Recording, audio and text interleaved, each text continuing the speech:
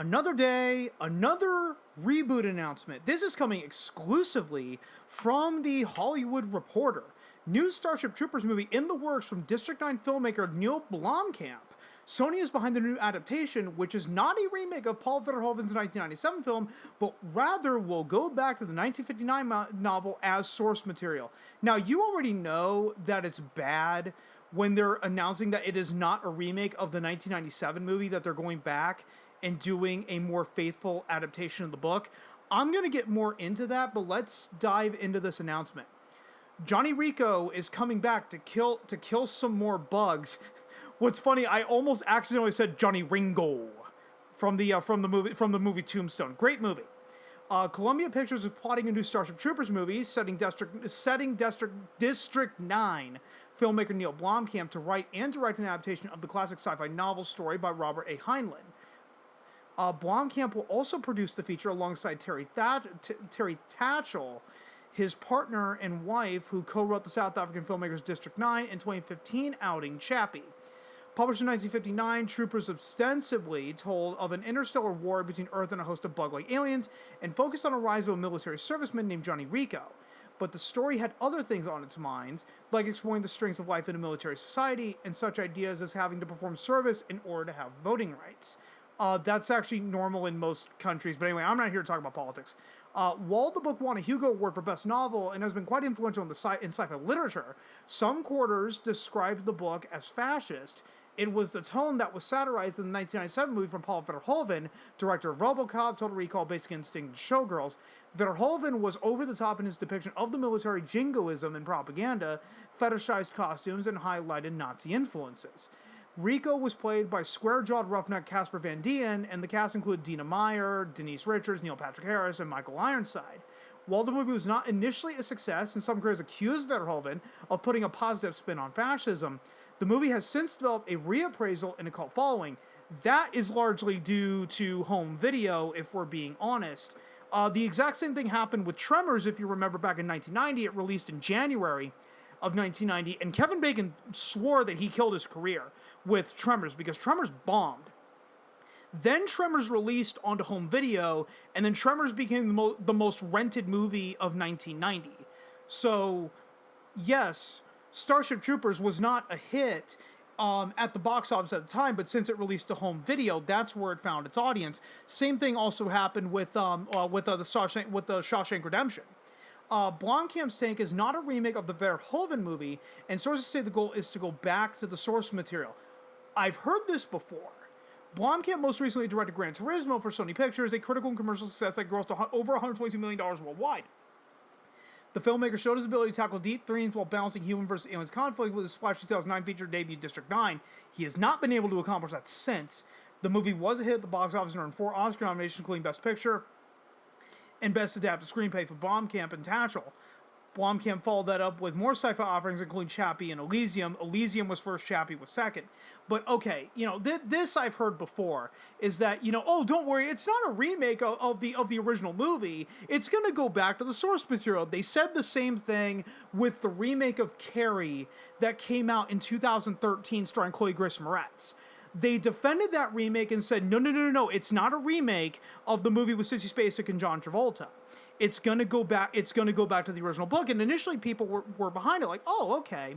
And then what happened is that they heavily reshot the movie to make it feel closer to the original 1976 movie, thus killing the reason, the justification of the reboot. Okay, the issue that Starship Troopers is going to have to face is that you are going back and you're doing a remake of a beloved classic. Oh, no, but don't worry, it's not a remake of the 1997 film. It doesn't matter. Okay? You can go back to the most faithful adaptation of the book. It won't matter because it will always be compared to the 1997 film starring Casper Van Dien and Denise Richards. Okay, you're not getting around that. This is what you get when you want to remake a beloved classic. This exact phenomena happened with Peter Pan. If you remember, there was a live-action remake of Peter Pan that released in 2003, starring Jason Isaacs as Mr. Darling and Captain Hook. It was not from Disney, by the way. That was from Universal. Universal did a live-action Peter Pan in 2003.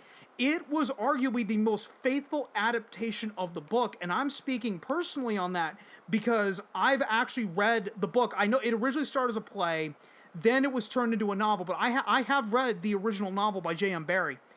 The 2003 live-action Peter Pan movie with Jason Isaacs was the most faithful adaptation of Peter Pan, but guess what?